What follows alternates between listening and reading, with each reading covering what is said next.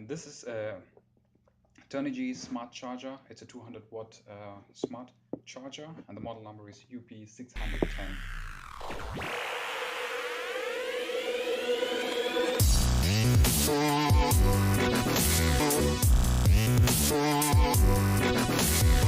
What's happening, guys? This is Emily for Tech blog, and today we will be doing a review of one of the items that we unboxed in our previous videos.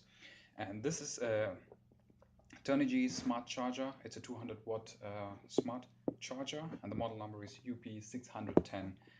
And within the box, you just get the device and an instruction manual. And apart from these two things, there's nothing else in the box. So we will put aside the box and we will take a look at the device itself.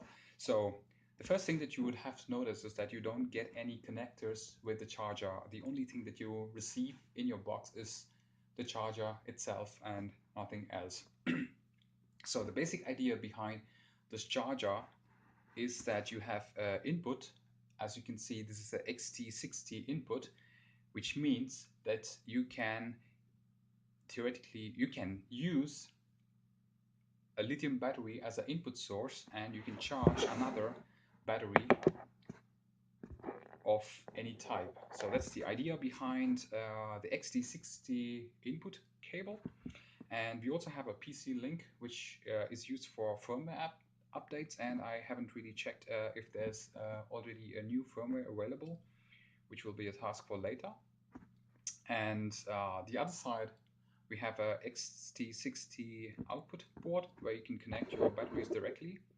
And also the other side, we have a connector for connecting the balance leads. So you can connect up to from 2 to 6 cells, or you can basically connect from 1 cell to 6 cell LiPo batteries, and you can also connect different types of batteries. So the charger supports nickel metal hydride, nickel cadmium batteries, and all the different types of lithium ion batteries, and also it supports lead acid batteries. So if you happen to have any of these batteries, you can use this single charging unit to charge your batteries. So the first thing that you will have to do is, if you don't have XT60 port, and if you happen to have a DC source, which, like in my case, is this bench power supply. It's a homemade bench power supply from one of the server PSUs that I disassembled and reverse engineered from one of the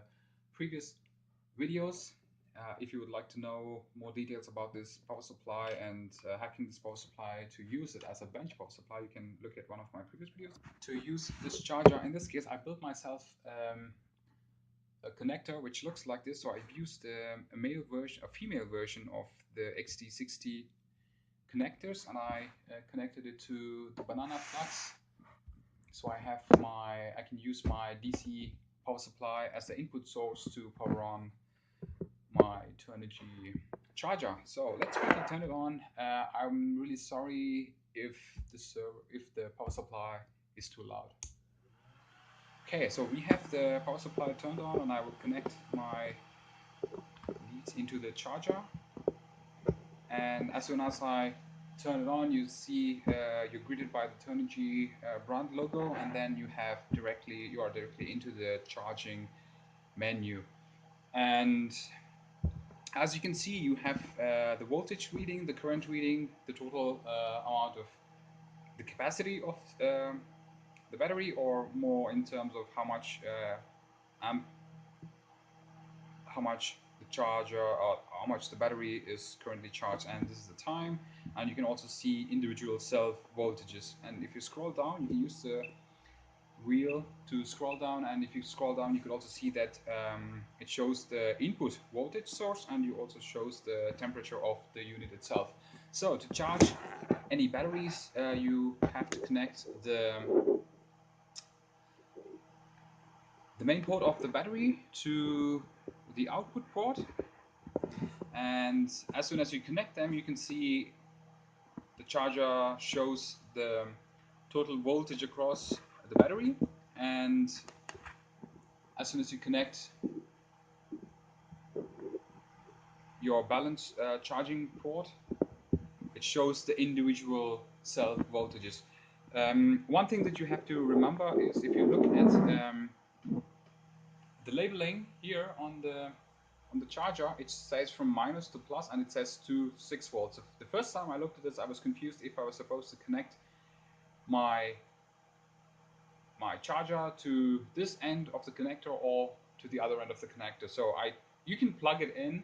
Your charger automatically shows. So when I connect to the last port, it shows my 5th and 6th cell voltages, not the first 3 voltages. So this kind of tells me where I'm supposed to connect, and I figured out that I have to connect my cells to the end where you see 2S and not the 6S. So as you go up, you will have to connect your ground line to the last where it coincides with the minus sign and goes up until the plus sign. So if you have 6 cells, your positive terminal will coincide with the plus terminal here. So that's about the ports, and let's take a look at how we can set up this unit for charging.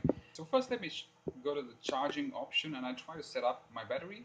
So the battery is the LiPo battery, and I choose 2 cells because this is a 2-cell battery and I want to charge it, and then I can select the current. So if I press, I could choose, I'm taken into this scrolling menu where I can choose the current with which I want to charge my battery, and then I can set the voltage of each cells, and which I choose it to be 4.2, and then to start I can simply click on start. But you can see, okay, the battery was full because I already charged this battery. Take it to the discharge mode because the battery is already charged. So you can choose the discharge mode, choose the current, and choose the lowest voltage that you want to reach with the discharge, and then select start. And what this happens is, as you can charge, the discharge operation has already started, and you can see it's being currently discharged at close to 1 amp because we set the discharge current to 1 amps. And you will also notice the time since you started the discharge operation and the total amount of current that's discharged from the battery. And if you go down, you can also see the temperature of the unit is going up, which indicates the power dissipation through the discharge operation. And if you can look at the fan below, you can see that the fan is now running, which means that it's trying to keep the load cool because of the discharge operation. So I try to discharge my battery to some value, and I can go back and I can stop this, and I can go back to the operation and do a charging operation. So I choose the charge operation, and I click on start, and now my charger is operating in a charge mode, and as you can see, it's almost getting full because the battery was previously fully charged, and once it charges, it gives you a beep indicating that the charger is finished with its charging operation. And that's quite a smart charger, so you don't have to meddle around unless you choose the correct settings. Once you have these correct settings, then the charger works quite well out of the box. As I said, the only thing that you have to do is preparing this cable, depending on what kind of source you want to use to charge the battery. But remember that your input source voltage has to be higher than the battery that you're trying to charge. So I'm not really sure if there is a step-up converter in the charger which steps up the voltage from 12 volts to, let's say, 15 volts in case of a 4S or a 5S battery, and or if you need a higher input voltage to charge a higher rated battery. See, this I'm not really sure. I have to check with the Hobby King guys, and when I have this information, I will put it down in the description. And yes, that's it for this charging operation. We will quickly okay, there you see the charging operation is complete, and you're greeted by these 3 beeps, or the beeps that happen to indicate that the charging is complete. And if you leave it like this, and it will beep another time, and then it stops, and then it doesn't beep anymore. So that's it for the review of this Turnigy 200 watt smart charger. So stay subscribed, stay tuned. Thank you for watching.